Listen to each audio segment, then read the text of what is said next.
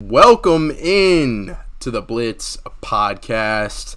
As always, I'm your host, Mr. Kane Schwartz, and I'm joined by these two fine fellas I got in a box ahead of me and a box below me. And on top of me and below me, I just hate using those terms, fuck, but there's no other better way to say it. But yeah, got my two dudes with me. It's good to have you boys in. Tyler, how we feeling, bruh? Great, man. Got to go see my first ever Vikings home game. If you're following us on Instagram, you were able to see some of the sights and sounds from the game. Got some scores in there as well. Had a Justin Jefferson hitting the gritty, which was pretty cool, right in front of me. Just absolutely ridiculous stadium. The aesthetics in there are above and beyond anything I've ever seen in any stadium. The weird part is, like, when you enter, there's these huge doors, and if it's nice weather, they leave them open. So you've got natural airflow going through the entire stadium. And then you've got the panels up top that allow all that natural sunlight to come in as well. Overall, just incredible atmosphere.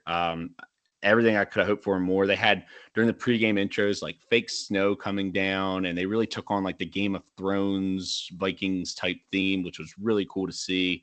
But yeah, if you ever get a chance to go to a game there, absolutely take advantage of it. I know they've obviously hosted the Super Bowl with the Patriots and Eagles. They hosted the Final Four as well.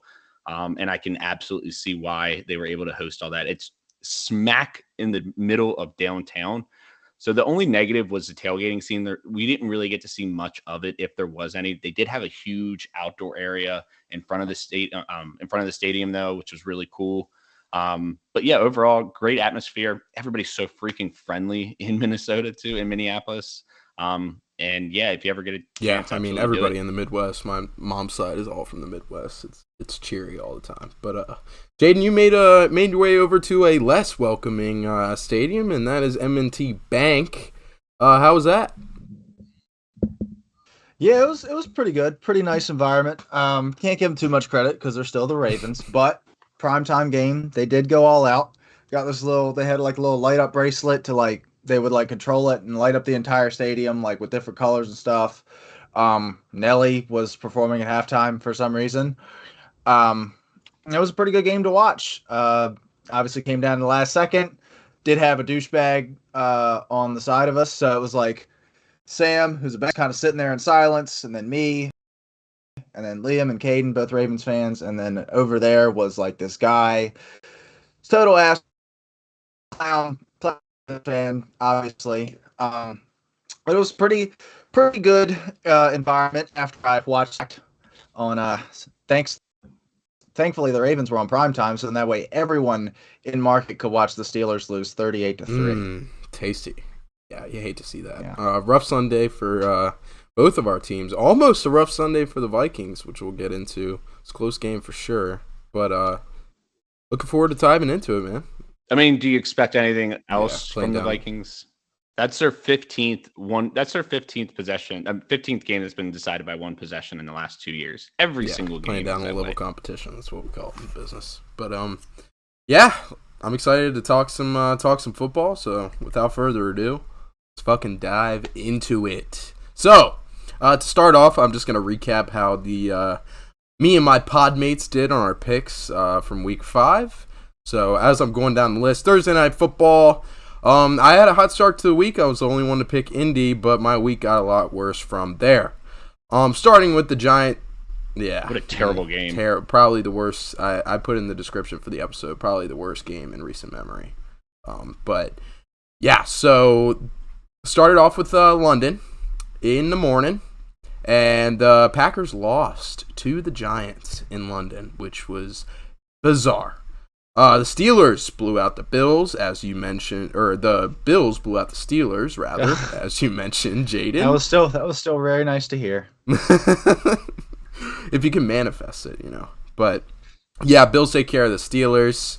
Chargers play at the Browns, and the Browns almost make it out, but the Chargers do come out on top. Me, Mitch, and Tyler had that. Jaden almost came up on the upset pick.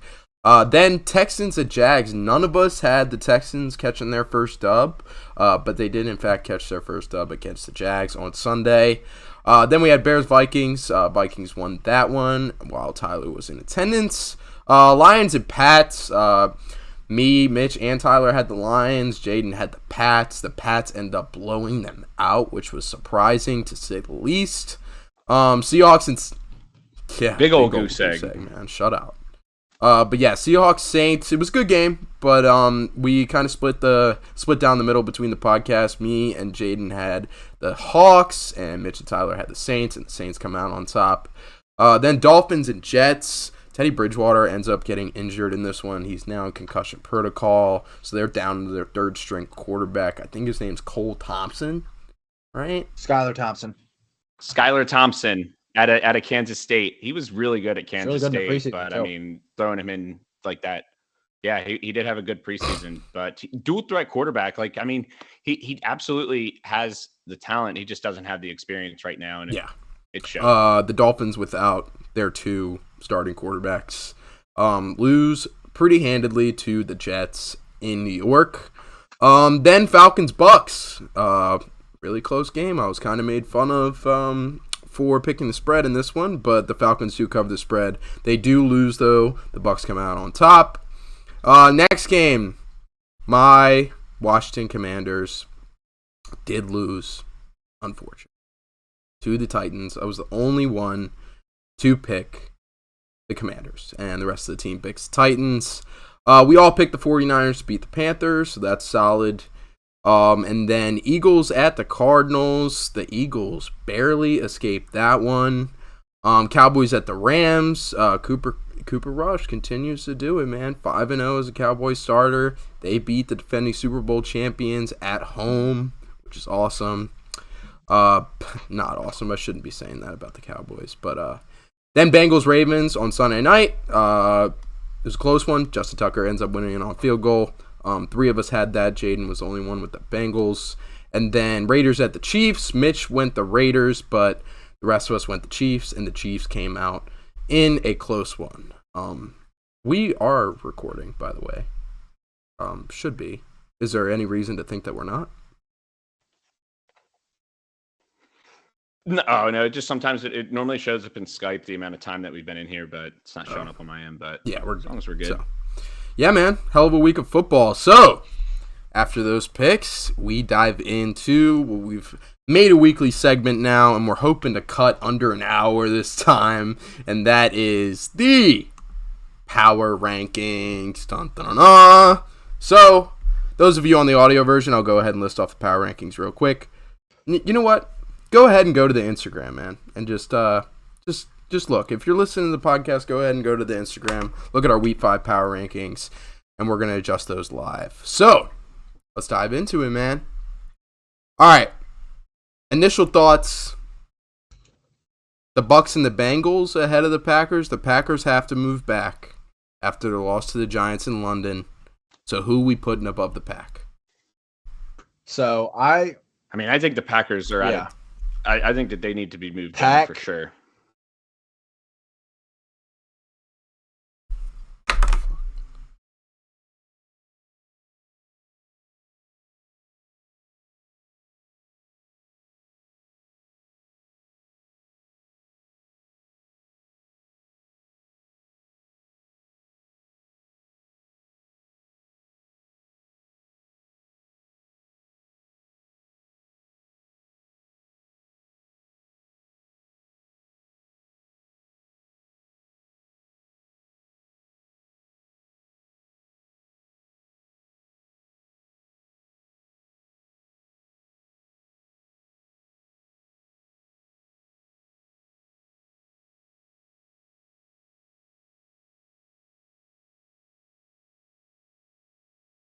But, I just... Justin Herbert. Yeah, your own quarterback. But I can't understand why you would even think about going for that. I just... Do you not trust your defense? Like, I don't know. We're having some technical difficulties over here, so I'm going to throw the We'll Be Back screen up again, and we'll be right back.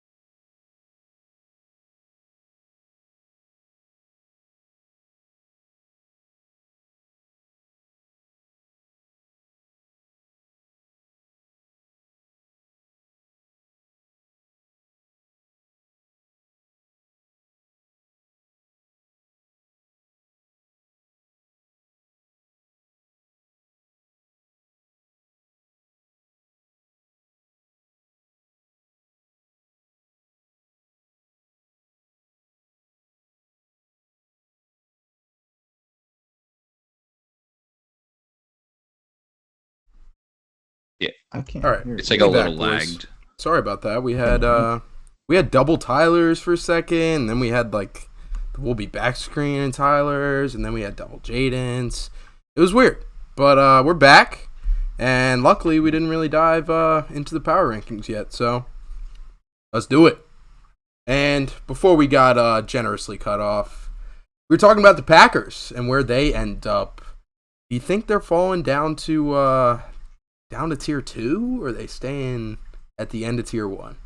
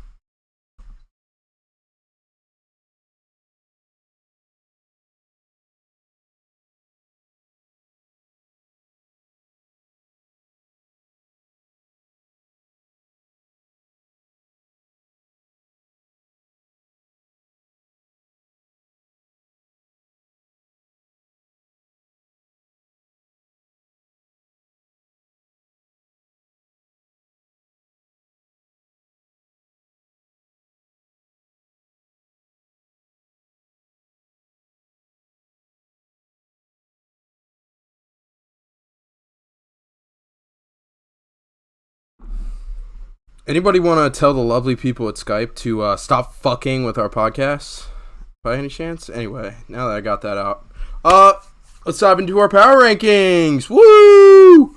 My roommate Chris Benori says, "Let me give the Bezos parlay of the week." We have a betting guy actually over here. Surprisingly, we got a betting analyst. The screen's like fully green. No, it's not on stream. It's just for the Skype. Should be fixed now. But let's dive into the power rankings. Sweet. And we were talking about the Packers for the third time. Where are we putting the Packers, man? Tyler, start with you. Oh. So I was going to say definitely tier 2. I think that this team's got some major issues at the wide receiver position, which is what we talked about in the beginning of the year. If Randall Cobb's going to be your leading receiver, he probably got some issues.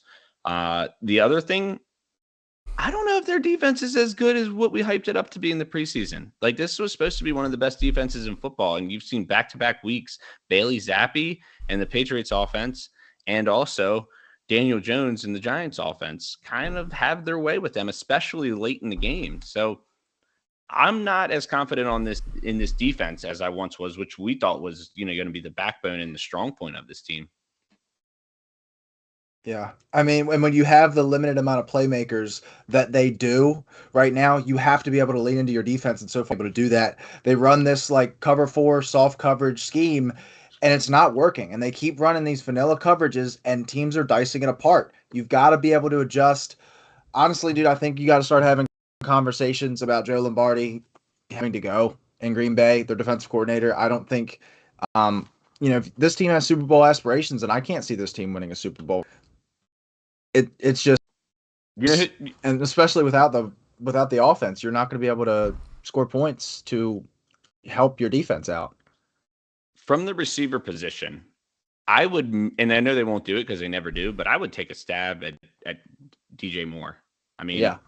He's going to be on the block now probably. So, and I know we're going to hop into a lot with the Panthers, but I think that would be a great fit for both parties is for DJ Moore to go to the Packers. When it comes to DJ Moore maybe going to the Packers, I love it, obviously. I love the idea of it. But if they didn't do anything this offseason to go out and get a receiver, I don't feel like they're going to do anything in the middle of the season to try and trade for a wide receiver. Or Odell Beckham. Yeah, I think them signing Odell Beckham for the last part of the year is more realistic than them trading for DJ I think that's Moore. a lot more likely than trading for DJ, yeah. That'd be a game changer, though. But without reinforcements coming anytime soon for this team, how far are we bumping them down? At least the Bucs and the Bengals are ahead of them. It's going to sound biased, but like the Packers, the Vikings beat them, and I think the Vikings. The Vikings. They are better than the Packers. So I've said it I've said it. This is my third time saying it now because of the cutouts. But I moved the Packers and the Bengals into tier 2, and then the Cowboys and the Vikings into tier 1. I like I that. like. We talked about it in the group chat. It's probably of those two teams moving down between the Cowboys, the Vikings, and the Chargers. And to be quite honest with you, man, if I didn't see that Brandon Staley decision and like watch it happen live, I'd probably have them in tier 1. But the fact that I saw that and watched it happen, and it should have cost them that game. I don't trust it. Plus the injuries and all that other stuff. I think Keenan Allen,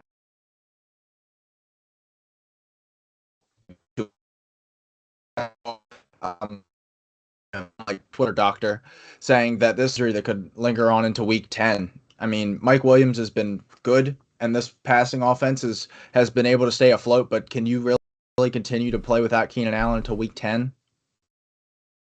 Yeah, no, it's Yeah, I mean, it's a huge loss for them because guys like Joshua Palmer and DeAndre Carter haven't really stepped up either in Keenan Allen's absence. I mean, I know Gerald Everett's been solid. I don't think he had a great week this week, but he's been solid and he's kind of kept them afloat too. But yeah, you can't depend on Mike Williams and Austin Eckler every single week to go out and ball out in order for you to win a game. And especially, you've got injuries to the defense now as well, which even though the defense has been good at times this year, it's shown its flaws, and we saw it this week, especially the rush defense. So I'm looking at the rankings here. I just moved the Cowboys and the Vikings to the bottom of tier 1. So we have, and honestly, I was looking earlier, like we don't need to mess with the tier 1 anymore, right? I mean, that's what I think. The Bills are. I think the Bills are ahead of the Eagles. I think the Bills are ahead of the Eagles. Yeah, I did do that, but after that, that's exactly what I have here.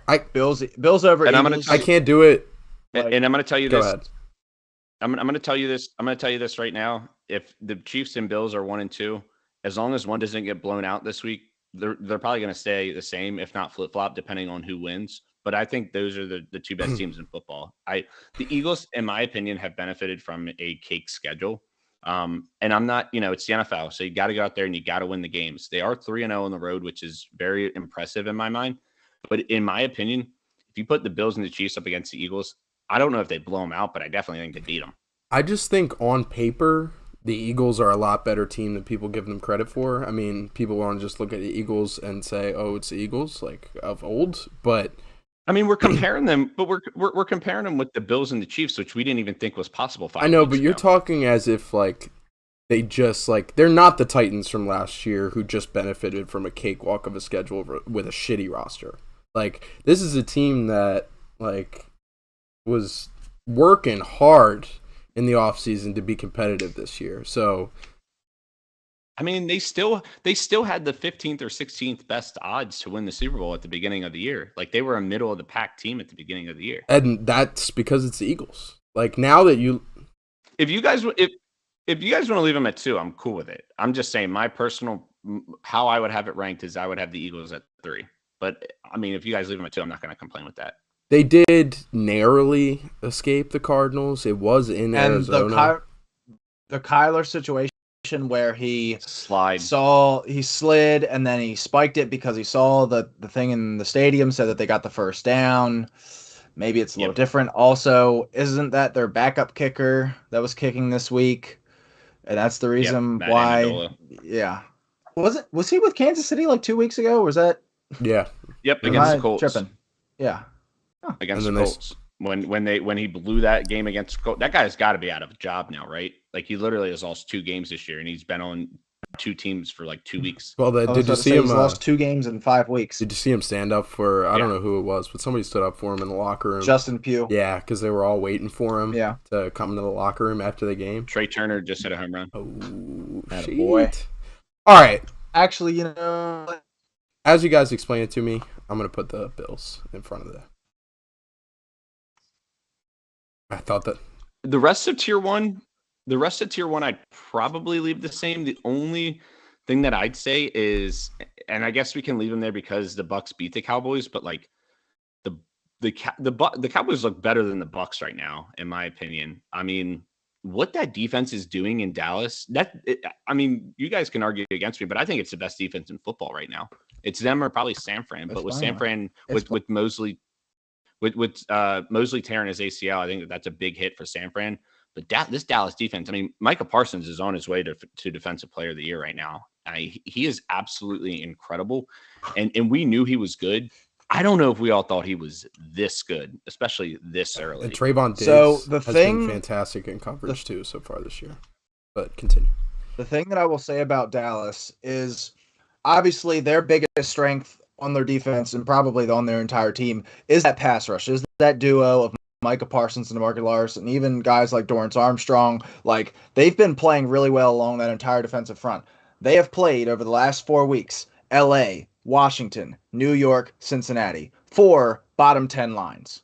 Pretty undisputably. Those are 4 bottom 10 lines. And I do think that's a big part of the reason why they're winning games is because they keep facing these weaker offensive lines. This week they get Philly. This is a big test for them because if they continue to show this dominance in the pass rush, then this defense is like for real. This is the best defense in the NFL. I think San Francisco's probably still in front of them. I know that they did lose Mosley for the year.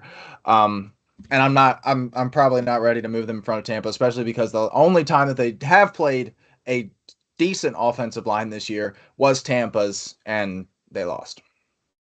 As I'm looking at tier 1, we're gonna find out as it sits. Yeah, go ahead. We're gonna find out a lot out of both the Eagles and Cowboys this week. Oh yeah. Yeah. I mean, we're gonna find out a lot about a lot of teams. I mean, the Bills are playing the Chiefs this week too. It'll be fun. As I'm looking at tier 1 here, is there an argument for the Ravens in front of the 49ers? They did just beat the Bengals on Sunday Night Football. It wasn't really that impressive of a victory, and the Bengals haven't been that great, but problem seeing the 49ers sitting at 4 for some reason.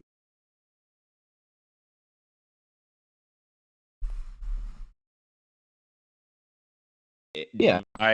Would I leave the Ravens where they are? I personally would think that they're at 5. I think San Fran's probably a better team. You know, you want to revert back to talking about on paper. I mean, I think San Fran on paper is better than the Ravens. I still worry about the Ravens wide receivers, especially with Bateman. It looks like he might miss it this week again. And if teams just knock Andrews off the line, chip him as soon as he goes out for his route. I mean, there isn't much between Tylan Wallace, Devin Duvernay, and James Prochet. Like that's scary if I'm a Ravens fan. That if they shut down Andrews, who do you go to? How are you feeling? I think we'll give it another week. Okay. All right. In my opinion, I think we give it another week because both of those teams went in, took care of the 49ers, looked great against a bad team. The Ravens looked good against a good team. So, I'd probably say leave it where it is. Give it another week. I don't know who plays who. Ravens got a big game this week. Ravens play at the Giants. Uh-oh. And equally as big, the 49ers play the Falcons. Dun, dun, dun, dun. But yeah, this tier 1, it's solidly built. I want to put, I have the urge to put the Cowboys, you can make an argument that they're in front of the 49ers, but I think bumping them up to tier 1 after last week is a solid bump for them. Yeah. So, yeah. I think tier 1 is pretty. All right, let's move on to tier 2 then. And we got the Bengals, Chargers, Packers, Rams, Dolphins, Jags, Broncos, and Falcons currently sitting there. The Giants have to be moved up into this tier. The Jags definitely moving down. Oh, really? Agree. And definitely? Yeah. All right, so since there's a lot of movement in this tier. You cannot lose at home to the Texans and not even score a touchdown. I'm sorry, but okay, but and Lawrence did not look good. There's not really any good that I can take away from that game, and if you can't take away anything from a game against Houston at home, there's a problem. And yep. Yeah, I'm with it. I mean, it doesn't erase what he's done so far this year, though. I don't know. But I think maybe we jumped the gun a little bit. Maybe okay. Exactly. That's how I feel. But because we were okay, well, they fixed all their problems that they've had. But since this is kind of a hectic tier in tier 2, I'm gonna read off to you what I have. So I have Chargers at 9, that. Packers, Bengals, Titans. Yeah, the Titans definitely need to be moved up. Rams, Giants, Browns. Dude, I'm bumping the Rams to tier 3. This is a bad team. They just lost another game at home. Like, I mean, this is a terrible team. I'm with that. And to be honest, they've been all 3 losses that they've had, they've been blown. Like, they haven't even been in these games. The 49ers, they got their ass kicked on Monday Night Football. The Bills in the opening week, they got their ass kicked. And then in this week against the Cowboys, they got their ass kicked. And Cooper, what did the Cowboys have? Like 150 passing yards or something in that game? Listen, here's the thing. This is going to be the case all year. They're going to play a good pass rush, and they're not going to be able to get their offense working. And when they play a bad pass rush, they're probably going to win just because what their offense can do when it has time is going to beat most defenses. Just the problem is having that time. Their next couple weeks, they have Carolina next week. Carolina is a team to watch out for this week. I think they're like 3-1 right now. Whenever a team miraculously, that energy just gets flowing, and they go out and win the first game after they fire their head coach. So that's definitely something to watch. Yes, but most teams don't have PJ Walker starting at quarterback. That's also a good point. That slipped my mind. But after that, they get a bye. Then they get San Fran again. We saw how that worked out. Then they get Tampa, who's also, I mean, that's still a pretty good pass rush with what they've got there. And then they get Arizona. So I think they'll beat Arizona just off of what they can do offensively. And Arizona has no pass rush as of right now. Yeah, and we saw that, was it 2 weeks ago when they went to Arizona, and they were comfortably winning that game the entire time. And I think that's a great point is, Arizona doesn't have a formidable front four. Yeah.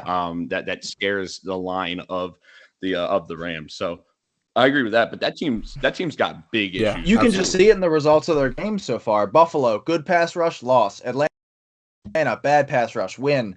Arizona, bad pass rush, win. San Francisco, good pass rush, loss. Dallas, good pass. Yeah. And those, I mean, those losses have been somewhat close too, but yeah. The Broncos need to absolutely go down a tier. Yeah. Maybe even down to tier 4. I had them like they are atrocious. I've got them at 23 because while their offense has been terrible, their defense is cooking. Like their pass rush, I think but they did lose Randy Gregory. That is true, but I think they've got like 4 guys right now, and Randy Gregory was one of them. They've got like 4 guys right now with 15 or more pressures. Yeah. No, I mean they're Pat Surtain is and they've got Pat Surtain is probably him and Asante Samuel Jr. are the next 2 lockdown corners in the league.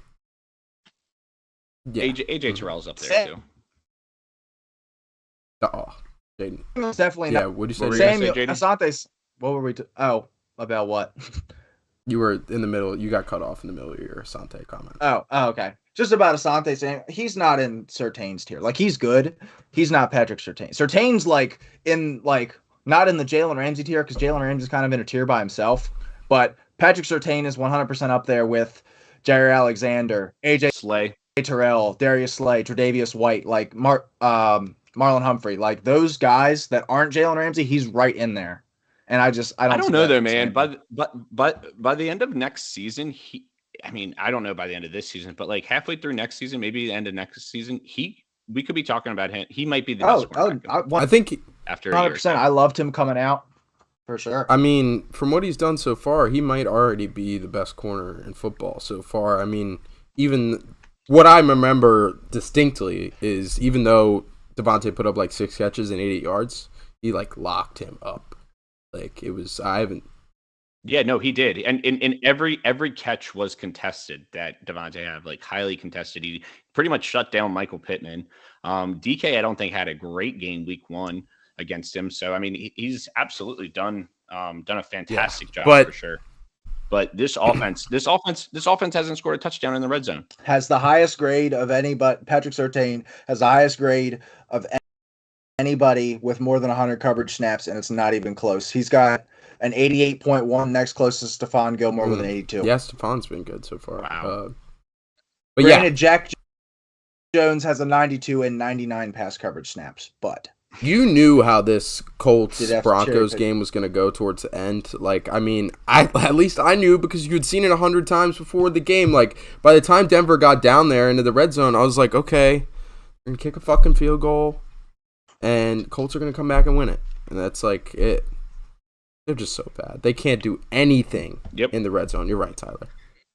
And KJ Hamler was wide open, and Russ in the back of his mind was thinking, "Well, I can't throw that slant because I know what happened in the Super Bowl, so I'm not gonna. I'm afraid to throw it." He didn't even look that way. Yeah, no, he was like dead set on Sutton. Oh, he predetermined Sutton. Yeah, you play Madden, you know exactly what that feeling is. You're like, oh yeah, Sutton's gonna be open on this play. I'm not moving my eyes off him. But this isn't Madden. It doesn't work. Yeah, I think honestly, either the Browns or Cardinals should be moved up to tier. So I bumped the Browns. I would bump the Browns up as well. I would bump the Browns I would agree. I think they were right in there. Granted, that's a great matchup for them with the Chargers' run defense and the way that they can run the ball, but they were right there. I wouldn't say they deserve to win that game because Staley basically gave it to it. Like the Chargers deserve to lose more than the Browns. But yes, they still played a hard-fought game, and the closer and closer we get, and the further and further we get in the seasons, the closer we get to Deshaun Watson coming back, and Jacoby Brissett. They're okay. They're staying in games, but he's not anywhere near the reason why. And they're about to have a guy in about 5 to 6 weeks come back, and he's going to be the reason why they're winning football games. So he isn't the reason why they're losing games. Like Jacoby Brissett has done a lot of good things. Let me read a little something for you. Jacoby Brissett has 3 interceptions this year. All 3 are in the final 3 minutes of the game, and all 3 are in games that the Browns lost. So they are, in fact, exactly the reason why they are losing games. Yep. The Jets game, he threw an interception late in that game against the Jets, which gave them life, which we know how that game ended. In the game against who was the other this week, obviously. And then who was their other loss? It was against oh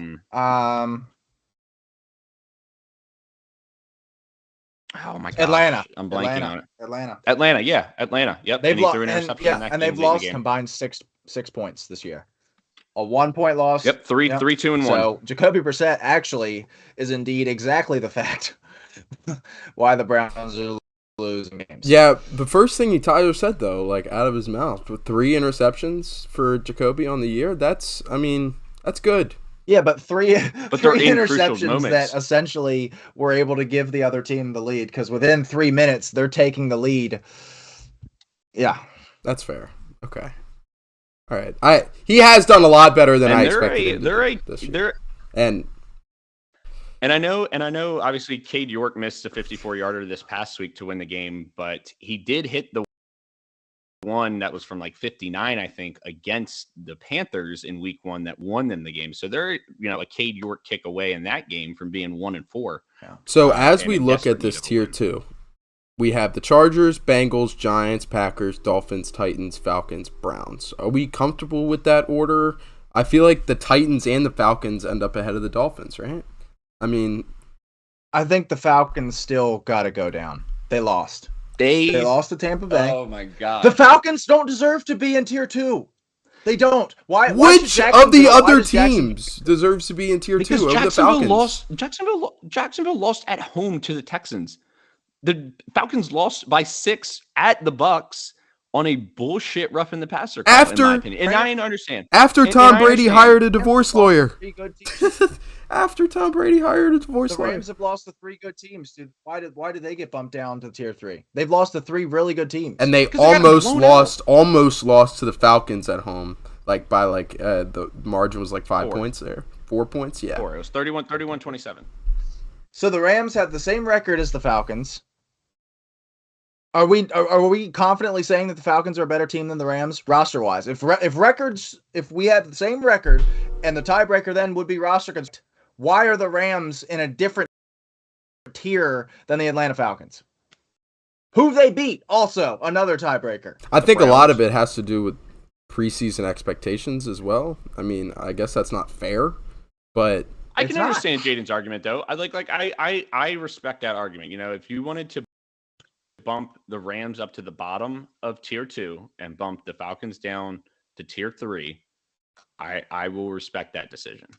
I don't feel like they can go down after a week, which they covered the spread against the Bucks in their house at Tampa Bay. And to be honest, what other argument are you like out of the other teams that are down there in tier 3, the Cardinals, Raiders, Saints, Patriots, probably? Are you comfortable with putting any of those 4 ahead of the Falcons? No. Okay, so the Raiders, I'm comfortable with putting the Raiders above the Falcons. I know they're 1-4, but they've started to pick it up. Like you could definitely make an argument that they probably should have won yesterday. You know, I thought Adams, like I saw it and then I went and started doing homework again. I thought that Adams got his feet in. Like it looked as if Adams had his feet down. So I was a little confused when it came out. But they looked good against the team that we have number 1 overall right now. And they're only one. Yeah, and we're only one game. They're only one game behind Atlanta in the stand. They have by far a better roster, in my opinion. So the Raiders for sure.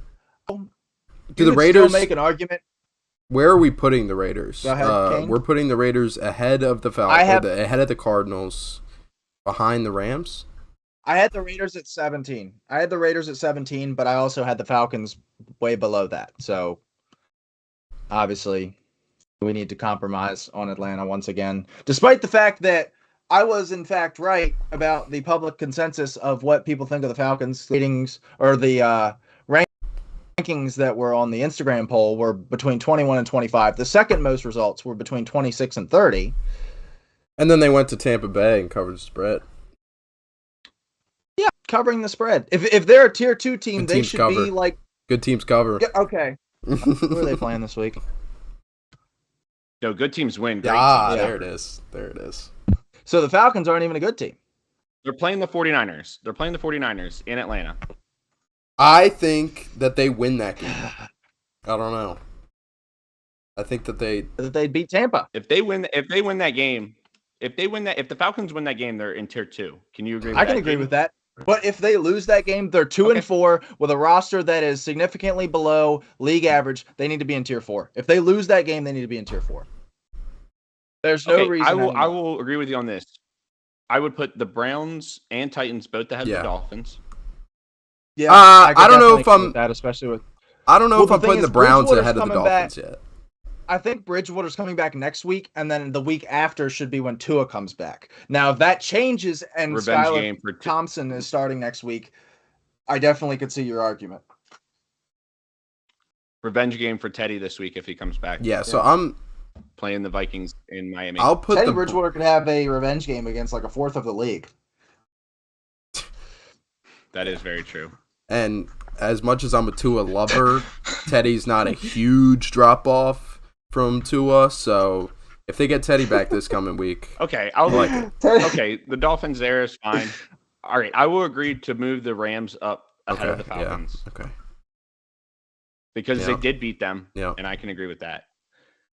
I do respect your Raiders argument because they have been in every game, and quite frankly, should be probably 3-2 at this point. So if you wanted to bump them ahead, I will agree with that. But after that, I think that the Falcons should be where they are. I'll put the Falcons. Can we put the Falcons in front of the Raiders just because they have more wins, and that's where the buck stops? Can we do that? Come on, man. Dude, their Raiders roster is significantly better than the Falcons, despite the fact that the Raiders have that what they played on Monday night was their 10th offensive line combination. Yeah, but they played 10 offensive line combinations. It's hard to win like that, and they're in games with good teams. They were up 17-0, had their chances, maybe a bad play call away from at least going to overtime and getting a coin flip. I don't know, man. Again, Atlanta, I don't see it. I think Godwin really didn't play in the second half. Yeah, that's true. All right, let's move on from the Falcons Raiders talk, and let's dive into the rest of our rankings here. Do the Cardinals belong in front of the Falcons?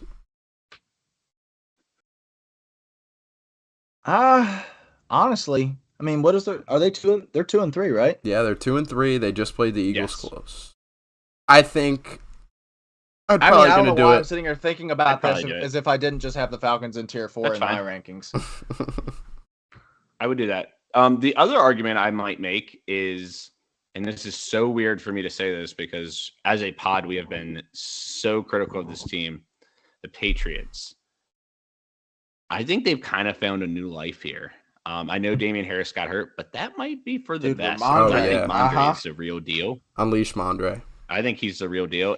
And And once Mac Jones gets back, I mean, I'm not going to say they're going to go out there and win the AFC East, but I think they're not going to be any slouch the rest of the year. I don't think it's going to be any gimme games when you're playing the Patriots the rest of the year. Yeah, no, I mean they shut out the Lions. That's impressive. Yeah, I agree. I still think that obviously that offense is suspect. They shut out 29-0, but Detroit is easily the worst defense in the league right now. And no one knows when Mac Jones is coming back. Maybe it's this week, maybe it's the week after. Another team I want to make an argument for, New Orleans. Colts. Whoa. Here, you guys And make look your at arguments. this. I'll be back. I got to take a pee. I mean, I don't even think there really needs to be an argument. I'm fine with moving both New Orleans and Indy above Atlanta. I don't know. No.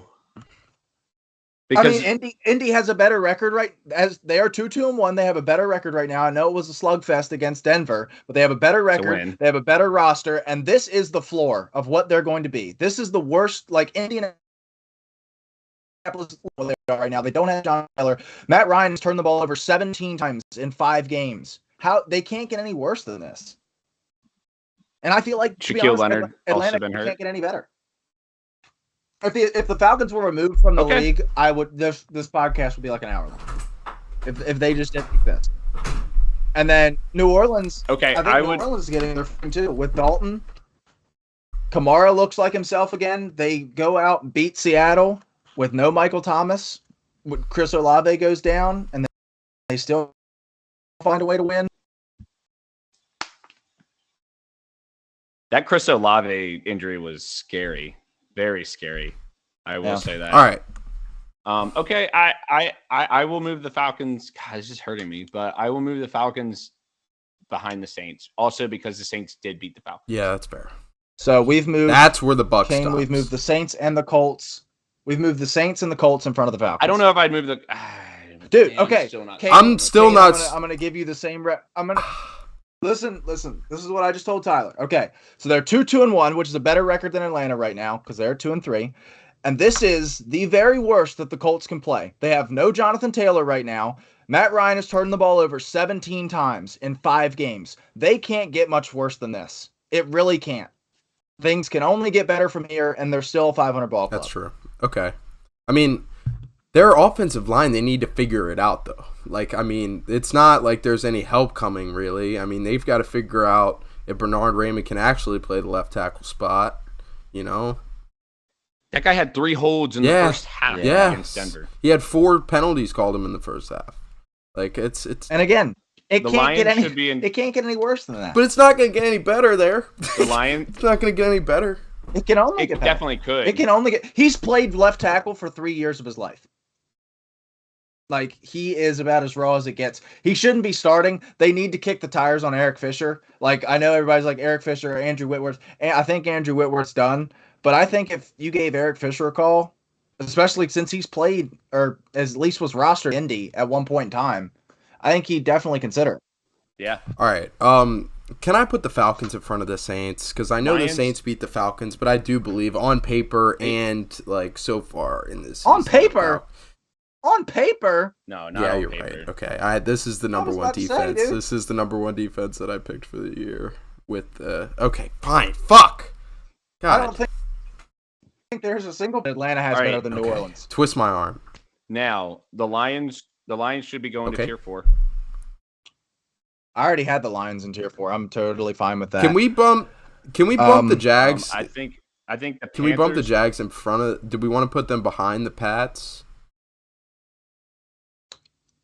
I would put the Jags in tier 4. No, I'm not dropping the Jags to tier 4 as long as I have control.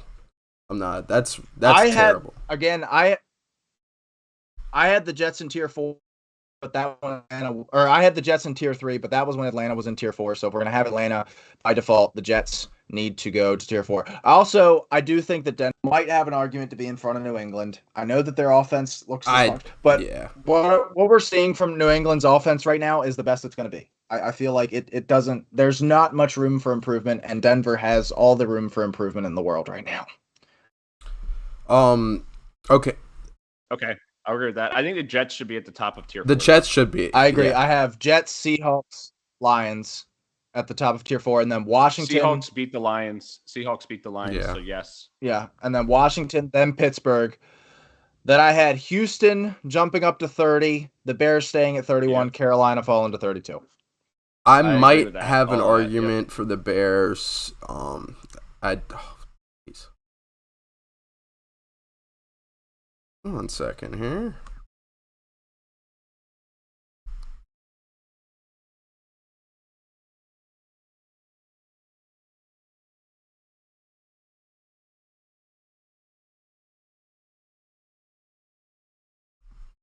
All right. Also, I'll wait till he comes back. We're back. We're good. All right. Okay. Are you guys buying real quick with the Patriots? Are you guys buying Zappy Hour? Yeah. I didn't think that's fire. Did you guys think that there is a case for him to be the starter, even if Mac comes back? I like what I'm seeing from me and my buddy we nicknamed him when he was at Houston Baptist. We nicknamed him what would we nickname? Blake Zippy. That was our name for him because we had no idea. And the dude lit it up at Houston Baptist. This is 2 years ago. I never thought that I'd see this guy being an NFL quarterback 2 years ago when I was watching him play at Houston Baptist during COVID. I was about to say, the question is, why were you watching Houston Baptist? Because it was during COVID and they were playing Texas Tech on like a Friday night and it was all that was on. So I was like, yeah, I'm going to absolutely watch this game. Why not?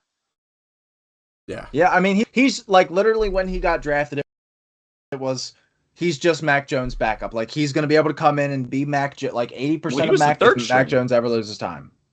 Yeah, and then Hoyer goes down. Well, I think the thing is they drafted him knowing that Hoyer is obviously not a long-term answer. You know his real first name is Axel? Axel Hoyer? Axel Bailey Zappy? No, Hoyer. Axel Hoyer. Oh. That's a pretty... Why didn't he stick with Axel Hoyer? That's pretty dope. I was about to say, Axel Hoyer would have been like a 10-year starter versus a 10-year backup. And then he goes, then he goes to Brian. But I do wonder, everybody's obviously talking about Cooper Rush and all in Dallas, but like maybe there is a conversation for Bailey Zappi. Oh man, the Zappy Hour. Oh my God. When I saw that, I was like, that is just perfect. Yeah. If Mac Jones wasn't the best quarterback among the rookies last year, then I would say definitely like there's a chance for sure. But Mac Jones was just too good last year. I mean, we hyped him up all last year, and I do love Bailey Zappi. All last year. The WK, I did. Yeah, WKU product too. Bailey Zappi, he set records there after he left Houston Baptist. So like he's a passer. He was out at the Senior Bowl doing good things before the draft. I was watching that, so I think he will be an effective quarterback in the NFL. Who knows if he's a long-term starter, but probably not with the Patriots he finds a job, but I do think that he finds a starting job somewhere else. So you were about to say something about the Bears. I do want to hear this. Yes. So I have a lot of Bears fans down here in Kentucky, and they've been Is it more arguments about cap space? Yeah. Honestly, just day in and day out. But no, I mean, they did just play the Vikings really close at Minnesota. And okay, my thing that I'm going to say in that game, the Vikings were up. The Vikings were up 21-3 in that game. Had a field goal blocked, missed a field goal. There were a lot of things that went the Bears' way in that game, and I'm not going to say that they didn't show heart because absolutely they did. But I still think that the Vikings were in control of that game. I know the Bears took the lead 22-21, but I never felt like the Vikings are going to lose this game. The Texans did win on Sunday, but like the Chicago Bears have had that win. Bears beat the Texans. Yeah, they have multiple wins. So I like the Bears. I could definitely hear that. Honestly, do you think the Bears have a conversation to be better than the Commanders and the Steelers? Well, we're going to find out about them and the Commanders in a couple of days. Yeah. Give that time, but no. Okay. All right. So we'll put the Bears at the top. I think the Panthers are last. Yes, the Bears are undebatably last. Panthers. Let's talk. Do we want to talk about Matt Rule?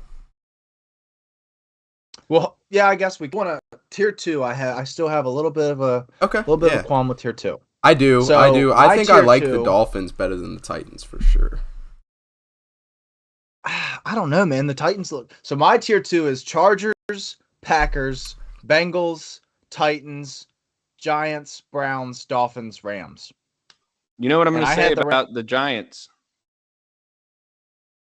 They just beat the Packers. And that's the argument you've been know. throwing in our face for the past 20 minutes. Hey. No, in all respect. I mean, it's true though. Yeah, They all literally respect. they beat the Packers. Like, I don't think that you can sit there and they have a better record than the Packers. They beat the Packers. I mean, I don't know. we're how much not more moving there is to we're go not off of. moving the Texans in front of the Jags. I think Because they also don't have a better record. also with the Packers, like they narrowly escaped New England the week before. Like that was like Aaron Rodgers, like, oh, that was just a must-win game. Like we couldn't go in and lose that game, and they lost one of those games to the Giants just now. So they should have lost to the Pats. The other game that they won, the game that the Packers won this year, Justin Fields, I still think he got in on that QB sneak, which would have tied the game up, I believe, or made it a 3-point game or something. So who knows what happens in that game? And that's against the Bears. So the Giants on the season, as a team, have the second worst PFF grade. They got Brian as a Dable. team, as a roster. I know, and I love Brian Dable, and I love everything that he's done. Wink so Martindale far on the in New York. defense, I too. think they're building something. I think they're building something fantastic. But I think that what they have on their roster can only maximize them to be like 15 or 13. Like you. Okay. I need to see it over longer. I don't. With what they won't have. drop below 15 for me. I have them at 13. Okay. The Packers, and I have the Bengals behind the Packers, because obviously I got to see that whole game. I got to watch their play calling. Dude, it is insane, and this is going to be, I'm going to talk about this later. The Bengals play calling is horrendous. And watching that game, it's either an inside zone or a screen pass every time. Like it literally, I can't remember a single other than they ran the shovel pass on the. T. Higgins was hurt the whole game, basically. Yeah, I agree. I know, snaps. but even then, like Jamar Chase and Tyler Boyd, is that not enough for like 75% of NFL offenses to beat? And with Joe Burrow and Joe Mixon, like those four players are better than what 80% of offenses have. Yeah. And to be able to run such a dumbed down offense in prime time against a division rival who's one of the best teams in the league, you've got to be able to come up with some better shit than that if you want to, repeat as AFC champions. And we were talking about it before the game, me and Mitch on the podcast at the end of the week. Like that Ravens secondary has been historically bad so far this year. So in all likelihood, like with the bet, who was once at one time the best slot receiver in the NFL, and Tyler Boyd and Jamar Chase, future best wide receiver ever, like you should be able to do something against the worst secondary in the league. So yeah, all right, but that's other than that, I think everything's I'll good. put the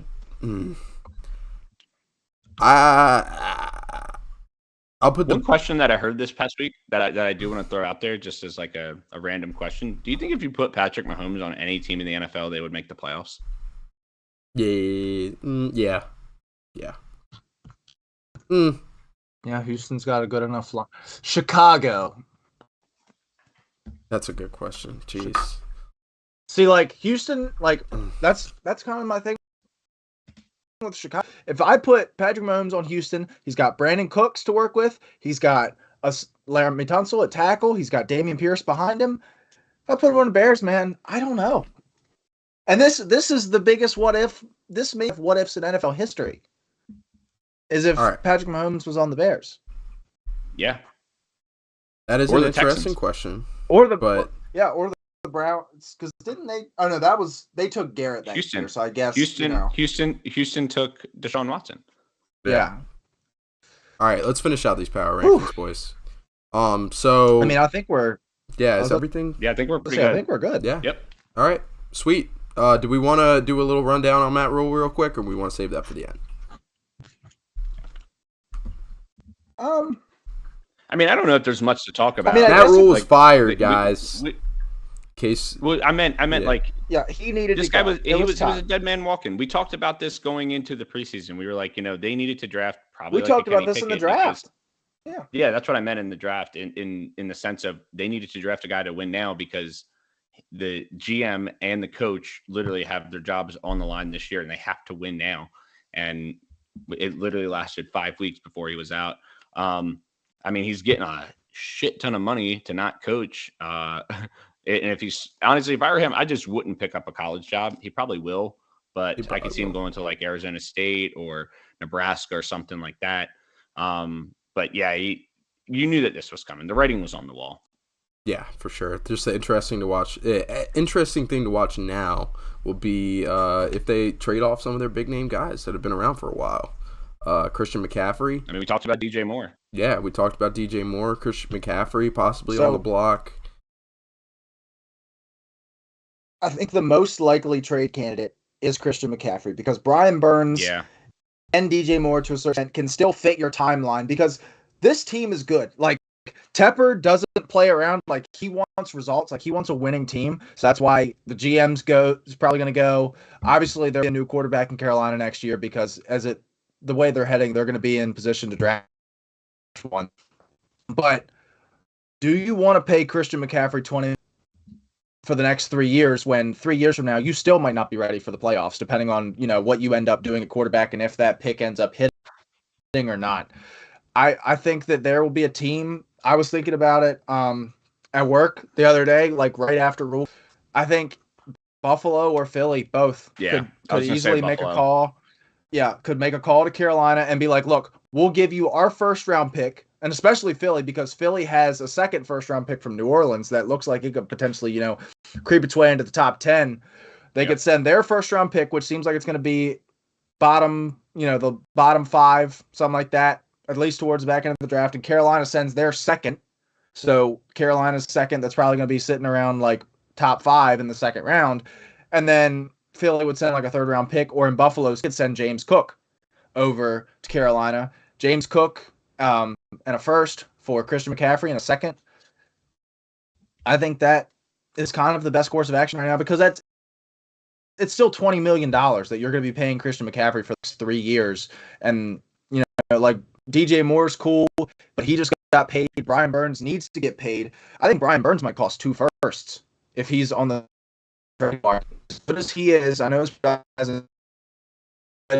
still young, but he's going to need to get paid. It's going to be pretty interesting to see how things go down in Carolina over the next couple months. Yeah, for sure. Last thing that I'll say, we put together some theoretical trades for CMC over the offseason, and you mentioned the Chiefs. Obviously, that's a sexy destination. But one thing, and the Bills, that makes sense for sure. Another place that makes sense in my eyes, and I know that they have Elijah Mitchell coming back off the IR, but CMC and the 49ers offense would be something special, I feel like. I mean, with the way that him and Debo would be a nice combo. With the yards after catch, I mean, it seems like a pretty solid fit for that backfield without a guy that they're really committed to. Because like Elijah Mitchell, he was what, a 6th-round pick? Thing. They hate being committed. Like, they've had the option to be committed with Raheem Mostert. What if they could be committed to Christian McCaffrey? Yeah. Yeah, but I don't know what their money situation is. Obviously, you just give Debo his money. You have Trent Williams as the highest paid tackle in, league history. You still have Jimmy Garoppolo's money on the books for this year. Yeah, but then Kittle, who's paid, Bosa, who's but you're also paid. Not. Eric Armstead got paid. Fred Warner's the highest. You're paid not linebacker. paying primo money for a quarterback, which a lot of good teams are doing. Like you're paying Jimmy G backup quarterback money right now. Granted, it is the highest backup quarterback money in the league. Jimmy G's making starter money. Like, he's making like low end starter money. Yeah, but you're not having to go out and pay for like an elite quarterback. So that opens up a little bit of the cap space.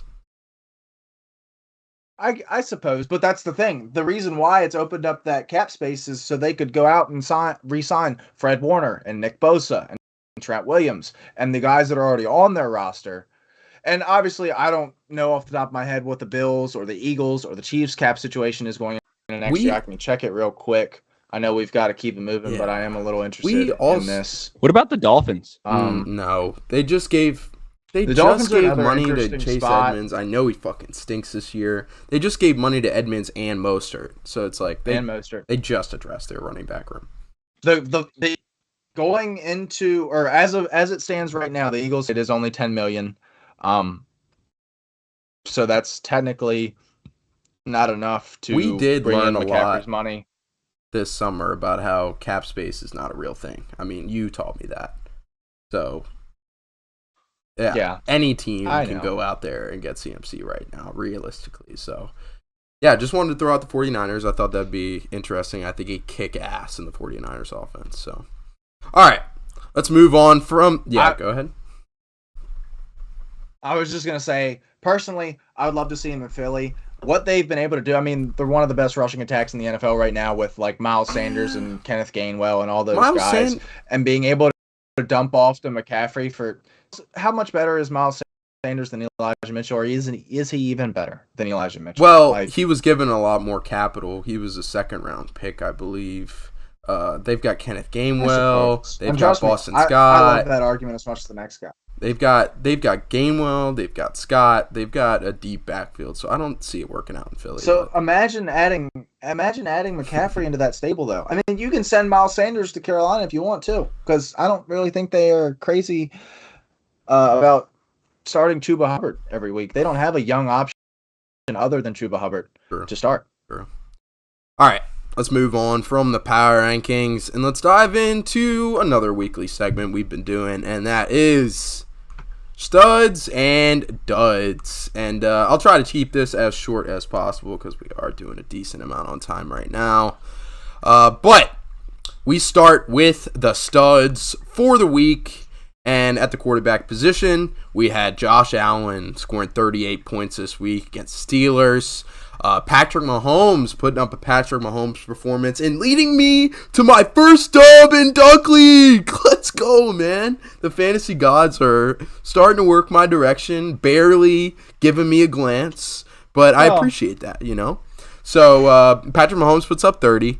And then another quarterback who had a really solid week, Geno Smith, man. 24 points for Geno. Is Geno a rosterable quarterback, a starting quarterback in a 10-team league going forward, Jaden? I'll ask you, man.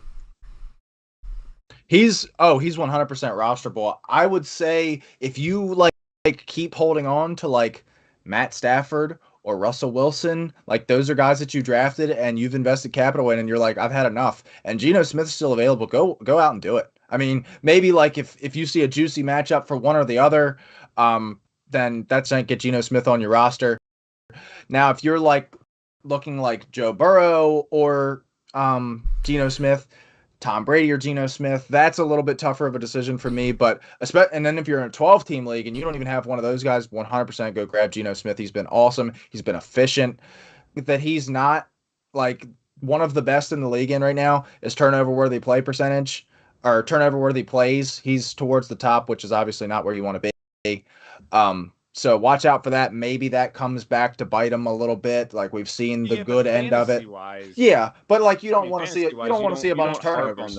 You don't want to see a bunch of turnovers because turnover regression could happen where like all the plays that maybe fell out of corners' hands and stuff start to get caught by the other team. But for right now, dude, yeah, Geno Smith, 100% go get him.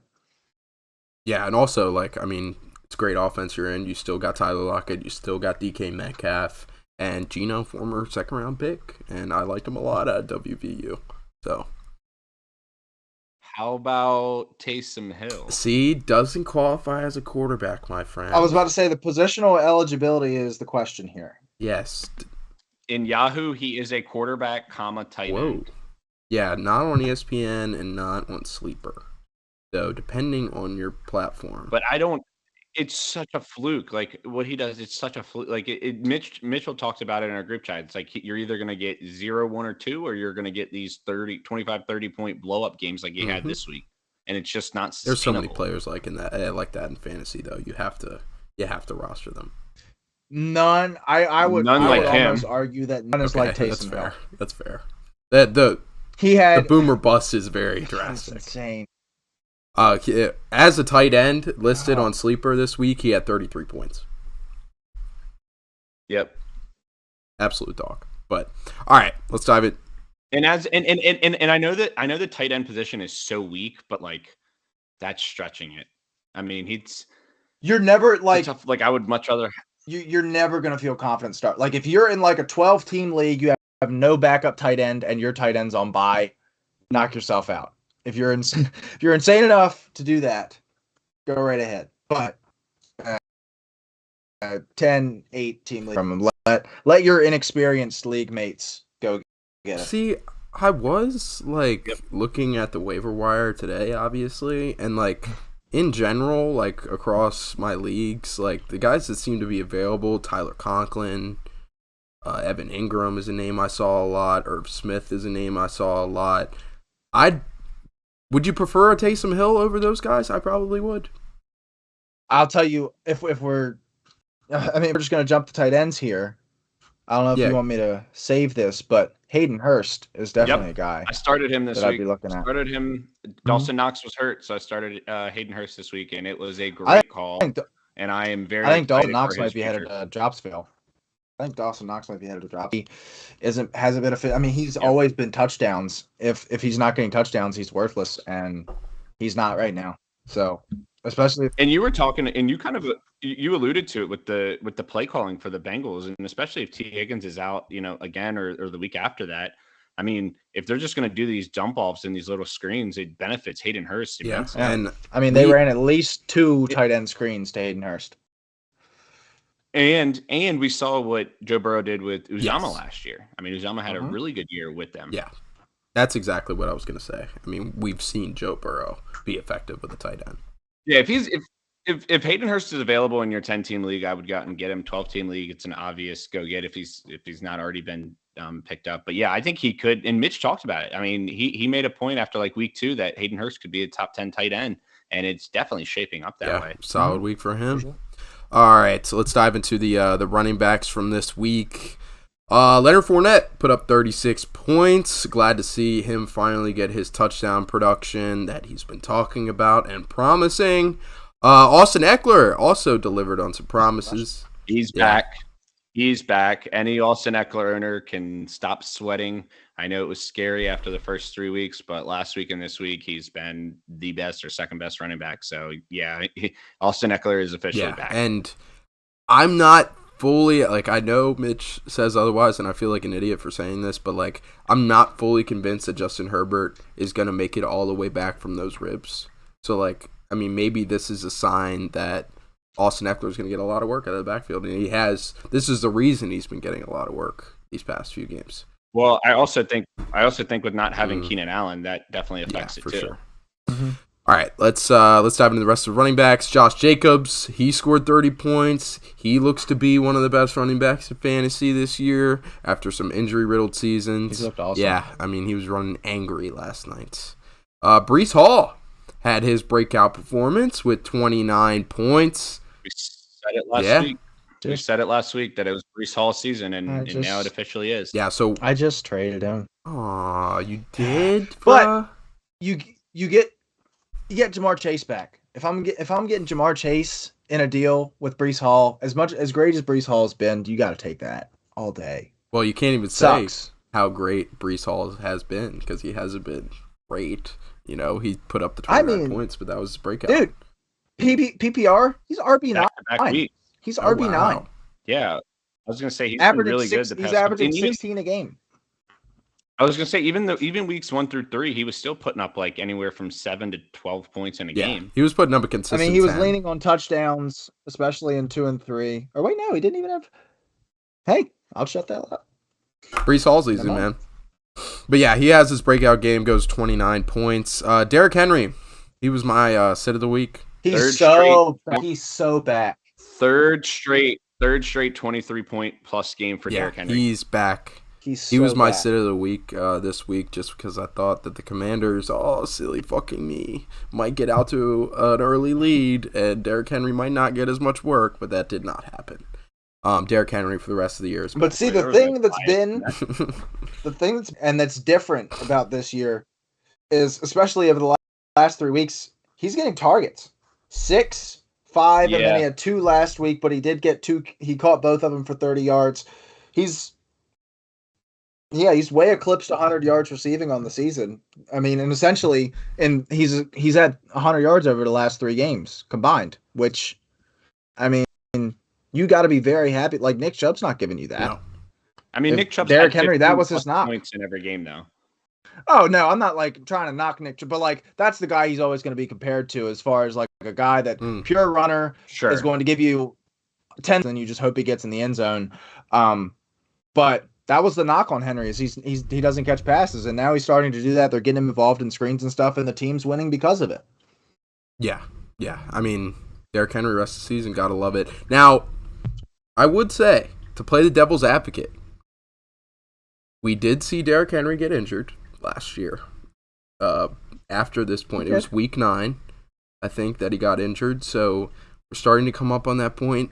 It may be a sell high time for Derrick Henry, if you can get appropriate return. I was about to say, it depends on what the high is. Like, if you're starting to get him where he was pre-draft again, like if you're able to your way into, like, okay, rest of season, you have Derrick Henry and you're offered Leonard Fournette. What do you say? I'm keeping Henry, but if you give me Fournette and a little more, I'd do it. Okay, Dalvin Cook or Derrick Henry? Derrick Henry, because Dalvin's had his own problems with injury. Nick Chubb or Derrick Henry? Nick Chubb. That's the big question mark right there. Nick Chubb. See? Yeah. And then one last one. This one's probably a little bit Austin Eckler or Derrick Henry. Eckler. Now that Eckler's starting to get active, especially with the receiving opportunities with Eckler too. I mean, you got to take that. One guy that finished, I think, is a top 10 running back this week, and I think he might be back, especially with the workload he got this past week, is Mr. Alvin Kamara. He looked great. Yeah, and I think as an Alvin Kamara owner and as somebody that invested a lot in him in this fantasy season, I'm very happy to see it. I know there were some touchdowns vultured away by Taysom Hill, but I think that he looked really good, and I think that we're going to expect to see this on a week in, week out basis. Maybe not the 23 points, but I think double-digit points is something that you can absolutely expect. So Alvin Kamara comes back to life, as you mentioned, 23 points. Nick Chubb, another guy we mentioned, 25 points. He continues to be one of the best RBs in fantasy this year. And then Dalvin Cook, who we also mentioned, put up 26 points. Yeah. Now, just want to say something real quick about Dalvin Cook. You might want. Yeah, you might want to what? You might want to watch out for this because you've been waiting all year. If you're a Dalvin Cook owner, he gets in the end zone twice. He looks good running the ball, but just about every week, except for a slight uptick in week 3, or from week 3 to week 4. Madison, the snap share, it's coming down. He went from 77, 69, 61, 63, 57. And now when he's on the field, he's getting the carries. Like he's getting the work. He's getting the volume. But the problem is, if they start to turn this into a committee, which was part of the concern about Cook coming into the season, that was kind of baked into his pre-draft ranking, is what they did in LA, and what Kevin O'Connell did was they kind of ran a committee. They ran with the hot hand. Madison, we've seen when Dalvin Cook's not there, it's almost like a one-of-one replacement. Like he can do exactly what Dalvin Cook does when he's in that offense. So if they can keep, obviously, the better player with fresh legs all the time, you might not see this volume as consistently. So if you can sell high off of people that were waiting to see Dalvin Cook get this big game, I would probably look to do so. As a Vikings fan, do you agree with that insight, Tyler? No, I mean, from the hair to everything else involved in his game, Alexander Madison is an absolute pretty much duplicate of Cook. He's not as shifty as Cook, but I think he's a little bit more powerful. He offers a little bit more in the passing game. But yeah, as a Vikings fan, I love it. Like, preserve Cook as much as you can, but as a fantasy owner, you're going to want to get as much as you can out of Cook. But yeah, we know the injury history with Cook, so why not preserve him as much as you can? For sure. All right, let's dive into the wide receiver studs of the week. And to start off, a guy who a lot of people benched this week, and that was Gabe Davis. He put up 36 points on most people's benches because the past 2 weeks before that were really stinky. Traded out of spite. Yeah, is Gabe Davis back? I mean, it's not. I don't know if it's sustainable though. Like three It's catches not. for like 190 yards and 2 touchdowns or whatever it was. Like It's not. I don't. And this is what we worried about. He is the definition of boom or bust, and we knew that coming in. You know, I know he had that big week 1 against the Rams, and everybody's like, oh, maybe Gabe Davis is actually the truth coming off the 4 touchdown performance in the playoffs against the Chiefs. But you know, I know he was out week 2 against the Titans, but the other weeks, 6 points, 2 points, and then obviously blew up for 32. So you're going to have these crazy weeks where he does this, but you're also going to have those weeks where he puts up 4, 5, and 6 points. The other thing to keep in mind, they've, as far as defenses are concerned this year, they've faced some very porous pass defenses, in my opinion. Like all green matchups for the Bills wide receivers. Yep. So they're going to get into a little bit more difficult situations, and you wonder what is he going to be able to contribute at that time. Yeah, and this was my pushback. This was my pushback on Gabe Davis coming into draft season was how consistent do you think he can be? Like in theory, it sounds good because you think, okay, Stephon Diggs is going to probably get 8 to 9, 10 targets a game, but somebody has to get all those other targets that were going to Cole Beasley and Emmanuel Sanders and all those guys that are gone now. You would think it was Gabe Davis because the last time we saw him, he scored 4 touchdowns and had 200 yards. But he hasn't had more than 6 in a game this year. He hasn't had more than 4 catches. I mean, all of his points production is touchdowns and big plays. And again, small sample size. We've only seen him for 4 weeks. And really, like, I barely remember Gabe Davis from the regular season last year. Like, I don't know if that's just me, but like, I agree. There's like no thought of him. One guy, I mean, obviously this might be more of a deeper league move. Isaiah McKenzie looks like he's getting involved a lot in Buffalo. I wouldn't say that I like him more than Gabe Davis moving forward, but at cost, where Isaiah McKenzie's probably going to be on waivers in a lot of leagues, I'd look to go grab him over Gabe Davis, especially if you're trying to get in on this Bills offense. Especially me and Tyler talked about it with Jamison Crowder out for the year. I mean, you got it. You'd love it. You love it. Mm-hmm. And coming into the year, Isaiah McKenzie, there was a lot of hype. And obviously you're trying to wade your way through the bullshit in preseason.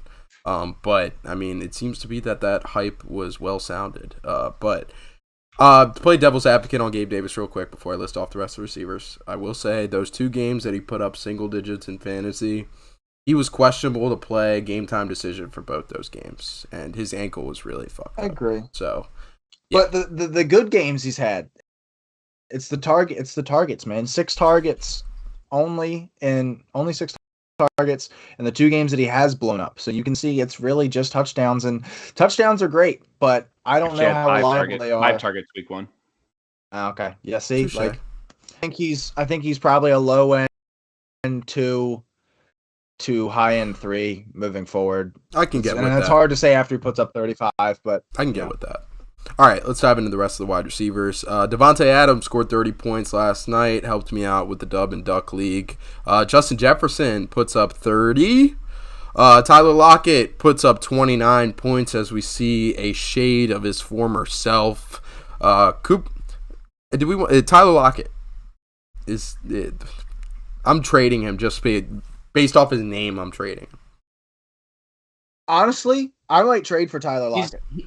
I'm probably buying Tyler Lockett right now.